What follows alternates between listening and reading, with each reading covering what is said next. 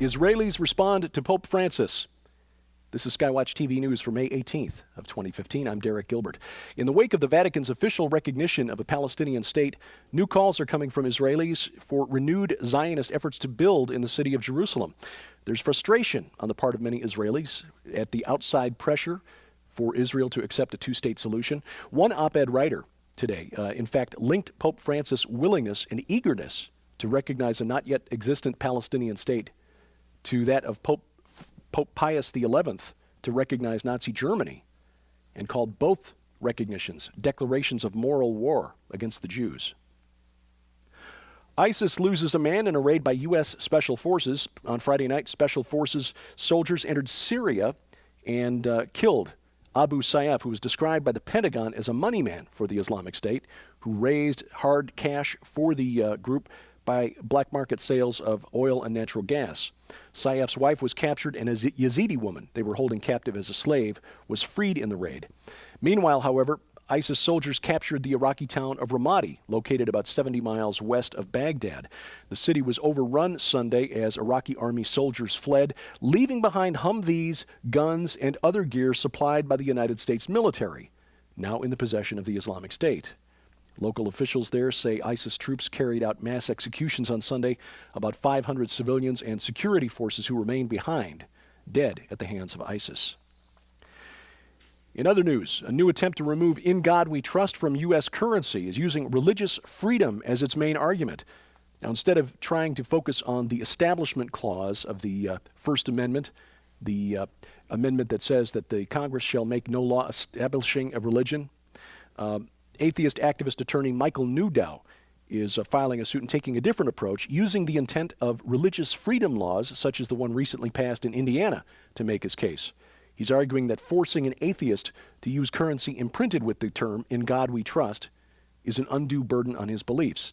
Now, it remains to be seen whether this will actually work, but it's worth remembering, Christians, if we want to use the government to defend our beliefs, it's a sword that can be cut both ways.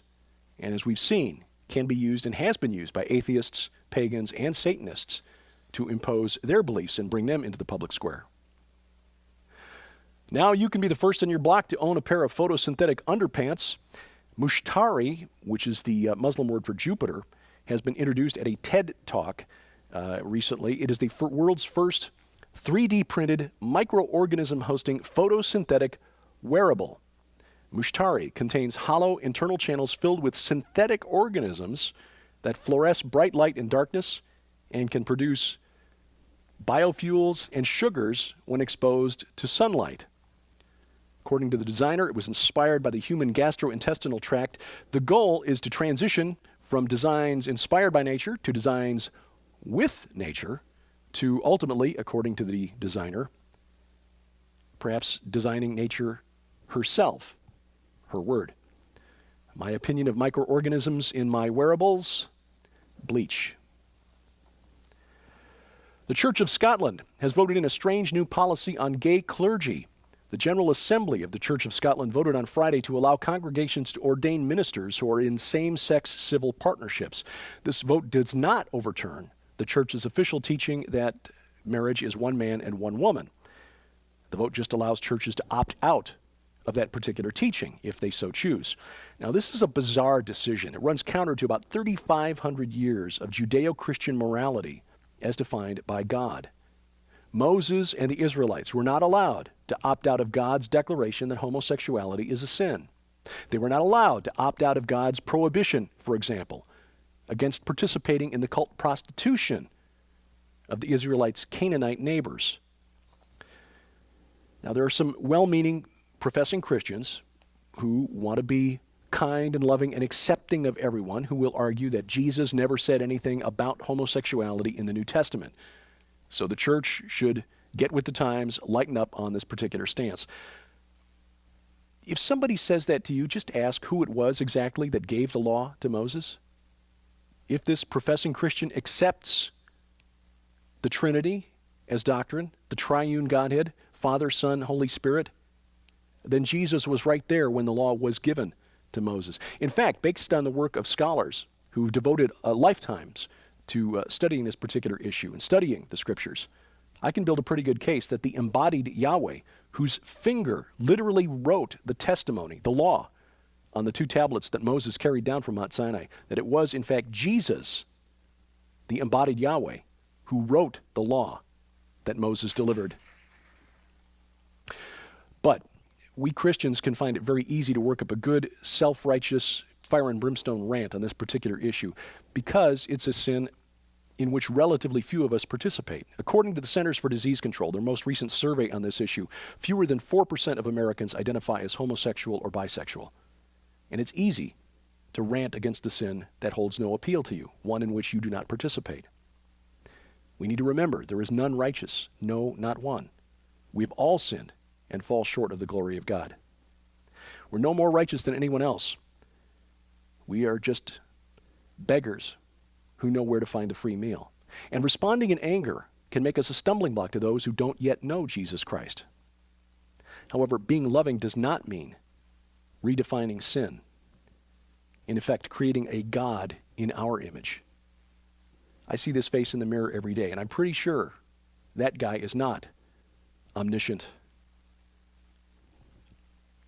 This is a key front in the enemy's assault on God's creation, trying to convince us humans that God did not, in fact, create them male and female at the beginning, but that we were dropped somewhere along a sexual spectrum, and that we can choose whether we are male or female, or neither, or a combination of all of the above.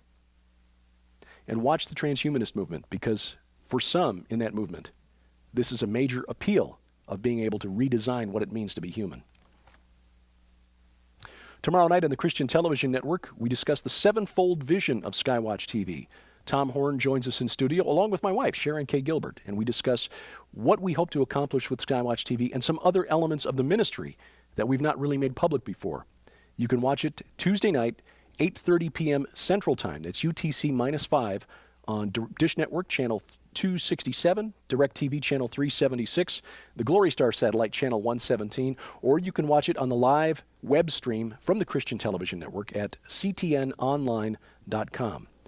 Now, if you're not able to watch it live, you can always catch it in the archives, and we have set up a Roku channel. The Skywatch TV Roku channel is available for you to watch on demand, our weekly program and these daily news updates at your convenience. We also have an audio-only option if you have a slow internet connection, something that loads a little more quickly, and instructions on how to add the Skywatch TV channel to your Roku account are available online at skywatchtv.com. And by the way, you can follow us on the web, and we've added a page showing the various places where you can follow Skywatch TV and our news updates and links to stories that we think are important in the news.